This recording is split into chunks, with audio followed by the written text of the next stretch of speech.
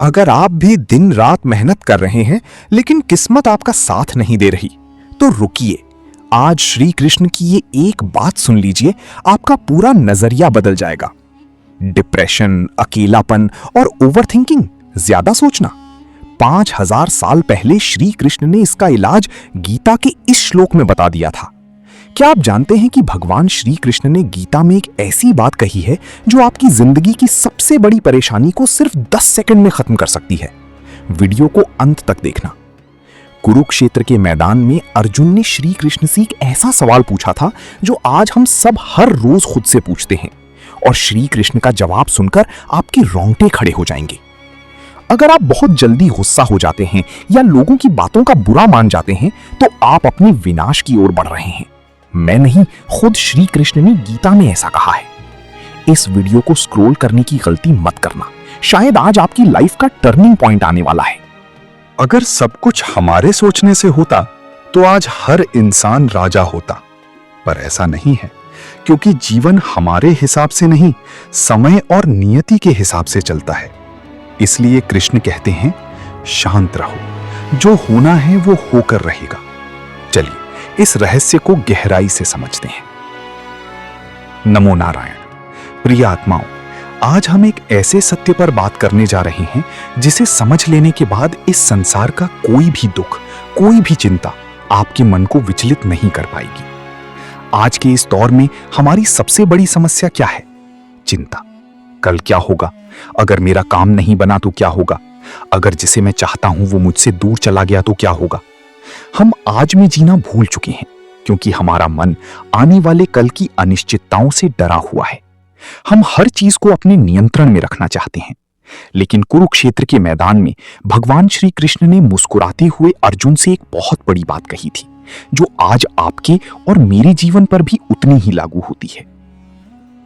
कृष्ण कहते हैं, शांत रहो, जो होना है वो होकर ही रहेगा, जो नहीं होना है वो कभी नहीं होगा। फिर व्यर्थ की चिंता करके अपने आज को क्यों गंवाते हो? हम परेशान क्यों होते हैं? क्योंकि हम खुद को कर्ता मान लेते हैं। हमें लगता है कि सब कुछ हमारे भरोसे चल रहा है। अगर हम असफल हो गए तो दुनिया रुक जाएगी, लेकिन ये हमारा भ्रम है। श्रीमद् भगवद गीता में कृष्ण कहती हैं, कर्मणि वाधिकारस्ति मां फलेषु कदाचन मां कर्म फल हेतुर्भूर्मा पी संगोस्त्व कर्मणि। इसका सीधा और सरल अर्थ क्या है? तुम्हारा अधिकार केवल कर्म करने पर है, उसके फल पर नहीं। जब फल तुम्हारे हाथ में है ही नहीं, तो उसके बारे में सोच सोचकर अपनी रातों की नींद खराब क्यों करना? सोचिए, एक बीज जब मिट्टी में जाता है तो उसका काम है अंकुरित होना। वो चिंता नहीं करता कि कल बाढ़ आएगी या सूखा पड़ेगा। वो बस अपनी पूरी ताकत से ऊपर उठने का प्रयास करता है। लेकिन हम इंसान बीज बोने से पहले ही फसल कटने की और उसके बिकने की चिंता में डूब जाते हैं। यही हमारी अशांति का कारण है। कई लोग इस बात का गलत मतलब निकाल लेते हैं। वे सोचते हैं, अगर सब कुछ पहले से तय है और जो होना है वही होगा, तो मैं काम ही क्यों करूं? मैं चुपचाप बैठ जाता हूं। नहीं, कृष्ण अकर्मण्यता के सख्त खिलाफ हैं।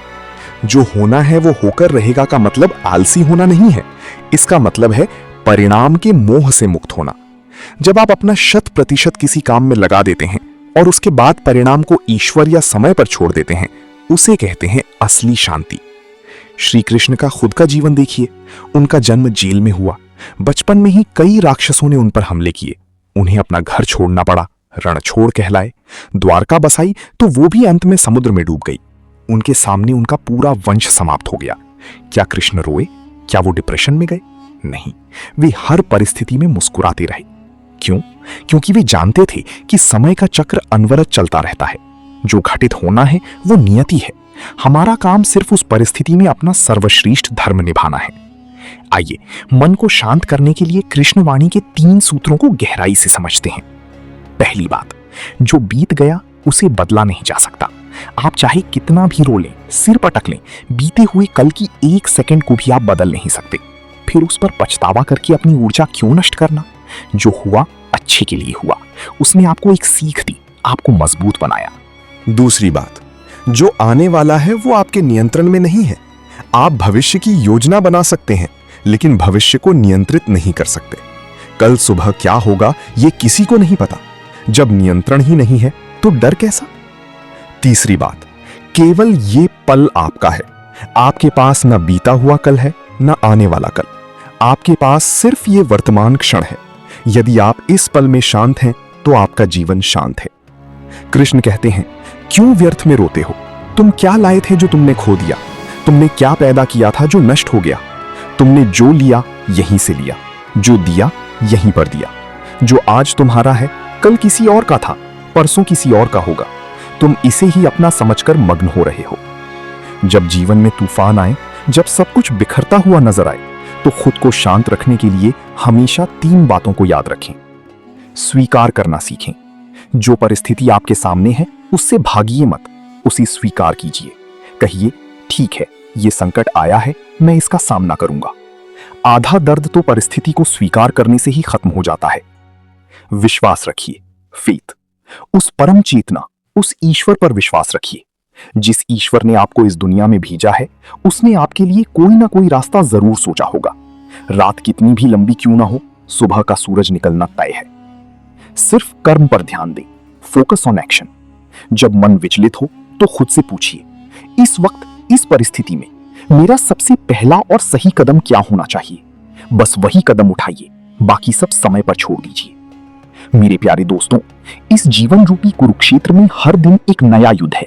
लेकिन याद रखिए, आपके रथ के सारथी स्वयं श्री कृष्ण बन सकते हैं यदि आप अपने अहंकार को उनके चरणों में समर्पित कर दें। अपनी मुट्ठियों को ढीला छोड़ दीजिए। जीवन को जबरदस्ती पकड़ने की कोशिश मत कीजिए। नदी के बहाव के साथ तैरना सीखिए। धारा के विपरीत लड़कर थकिए मत। यहां से बांसुरी का संगीत थोड़ा तेज और आनंदमयी हो जाता है। जब भी मन उदास हो, आंखें बंद करना और भीतर से कृष्ण की इस बांसुरी की आवाज को सुनना, जो आपसे कह रही है, शांत रहो, मौन हो जाओ। जो तुम्हारे लिए सही है वो तुम्हें ढूंढते हुए आएगा, और जो तुम्हारे लिए सही नहीं है वो आकर भी चला जाएगा। तुम बस मुस्कुराओ और मुझ पर भरोसा रखो। अपने आज को खुलकर जिए, मुस्कुराते रहें। जय श्री कृष्ण। इस दुनिया में हारे हुए इंसान की, तकलीफ में पड़े हुए इंसान की कोई मदद नहीं करता। और अगर कोई इंसान थोड़ा सा सफल हो जाए तो उससे कोई खुश नहीं होता। इसीलिए अपना दुख किसी को बताओ मत और अपनी खुशी किसी के आगे जताओ मत। मनुष्य का आहार हमेशा सात्विक और संतुलित होना चाहिए। जिस इंसान को यह समझ नहीं कि क्या खाना चाहिए, कितना खाना चाहिए, कहां खाना चाहिए और कैसे खाना चाहिए, वो परमात्मा को कभी नहीं पा सकता। जो मंदबुद्धि मनुष्य सिर्फ दिखावे के लिए कहता है कि उसने समस्त इंद्रियों को वश में कर लिया है, परंतु वो मन ही मन उन इंद्रियों के विषयों का चिंतन करता रहता है, वो मनुष्य मिथ्याचारी अर्थात दंभी कहा जाता है। जो पुरुष परंपरा से नहीं चलता, सृष्टि चक्र के नियमों का पालन नहीं करता, अर्थात अपने कर्तव्य का पालन नहीं करता, वो इंद्रियों के द्वारा भोगों को भोगने वाला पापी पुरुष व्यर्थ ही जीता है। परंतु जो मनुष्य आत्मा में ही रमण करने वाला और आत्मा में ही तृप्त तथा आत्मा में ही संतुष्ट हो, उसके लिए कोई कर्तव्य नहीं है। आत्मा का मतलब यहाँ सबसे बड़ा सच है, और जो सत्य को समझता है, सत्य में ही खुश होकर सत्य में ही रहता है, उसके लिए कोई कर्तव्य नहीं है। लेकिन ऐसा कोई लाखों करोड़ों में एक होता है। उस महापुरुष का इस विश्व में ना तो कर्म करने से कोई प्रयोजन रहता है और ना कर्मों के ना करने से ही कोई प्रयोजन रहता है, तथा संपूर्ण प्राणियों में भी इसका स्वार्थ से कोई संबंध नहीं रहता। कहने का सीधा मतलब है, जिसे परमात्मा मिल चुका है। श्रीमद् भागवत गीता में श्री कृष्ण कहते हैं, असली शक्ति केवल बाहरी विजय में नहीं बल्कि भीतर की स्थिरता में है। जब परिस्थितियां विपरीत हों और सब कुछ अस्थिर लगे, तब भी यदि तुम्हारा मन शांत और अडिग है तो समझो कि तुम्हारे पास वास्तविक शक्ति है। बाहरी परिस्थितियां केवल अस्थायी हैं, लेकिन आंतरिक संतुलन तुम्हें अडिग रखता है। मनुष्य का सबसे बड़ा शत्रु उसका खुद का अहंकार और लालसा है। ये दोनों धीरे धीरे आत्मा को कमजोर कर देते हैं। लेकिन जब तुम स्वयं को नियंत्रित करना सीखते हो, अपने मन को संयमित करते हो और लालसा और अहंकार से मुक्त हो जाते हो, तब तुम्हारा जीवन सरल, सुंदर और सशक्त बन जाता है। सच्चा प्रेम केवल पाने का नाम नहीं है, ये देने का नाम है।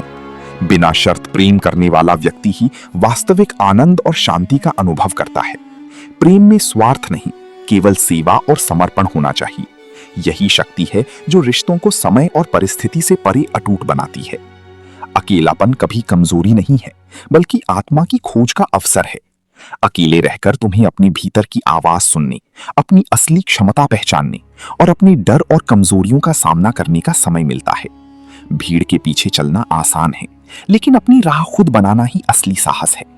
श्री कृष्ण कहते हैं, देते हैं, हर असफलता जीवन का शिक्षक है। जो व्यक्ति अपनी गलतियों और असफलताओं से सीख लेता है, वही भविष्य में स्थायी सफलता हासिल करता है। असफलता का डर छोड़ दो, क्योंकि वही तुम्हें भीतर से मजबूत बनाने और असली जीत के लिए तैयार करने वाली है। त्याग और समर्पण केवल दूसरों के लिए नहीं, बल्कि स्वयं के लिए भी आवश्यक है। जब तुम अपनी अहंकार, लालसा और मोह को त्यागते हो, तब तुम्हारी भीतर शांति, संतोष और शक्ति उत्पन्न होती है। यही त्याग जीवन को हल्का और सुंदर बनाता है। मनुष्य का वास्तविक सौंदर्य उसके चरित्र, कर्म और हृदय की शुद्धता में है। केवल बाहरी रूप को सजाना पर्याप्त नहीं है। जब भीतर का मन और आत्मा सुंदर होती है, तभी जीवन का हर अनुभव प्रगल्भ और सार्थक लगता है। धैर्य जीवन की सबसे बड़ी शक्ति है। जो व्यक्ति धैर्य खो देता है, वो परिस्थिति के हाथों खेल बन जाता है। लेकिन जो व्यक्ति हर कठिनाई और बाधा के बावजूद डटा रहता है, वो हर चुनौती में विजेता बन जाता है। धैर्य ही सफलता और स्थिरता की नींव है। समस्याएं और कठिनाइयां डराने के बजाय तुम्हें सिखाने और मजबूत बनाने के लिए आती हैं। यदि तुम उन्हें अवसर मानकर सामना करोगे, तो वे तुम्हें और अधिक सक्षम और बुद्धिमान बनाएंगी। वही व्यक्ति जो समस्याओं से भागता है, जब तक आप नाव को खुद चलाने की जिद करेंगे और पतवार को कसकर पकड़े रहेंगे, आप थकते रहेंगे। जिस दिन आप नाव की पतवार उस परमात्मा को सौंप देंगे और कहेंगे, हे कृष्ण, अब जैसी आपकी इच्छा, जहां ले जाना चाहो ले चलो, उसी क्षण आपके भीतर एक असीम शांति का जन्म होगा। परिवर्तन से मत डरिए, पुराना छूटेगा तभी तो नया आएगा। खोने का डर छोड़ दीजिए, क्योंकि आपके पास ऐसा कुछ है ही नहीं जो वास्तव में आपका हो। आत्मा अमर है और ये जीवन एक खूबसूरत यात्रा है। तो चलिए आज इस क्षण से एक संकल्प लेते हैं।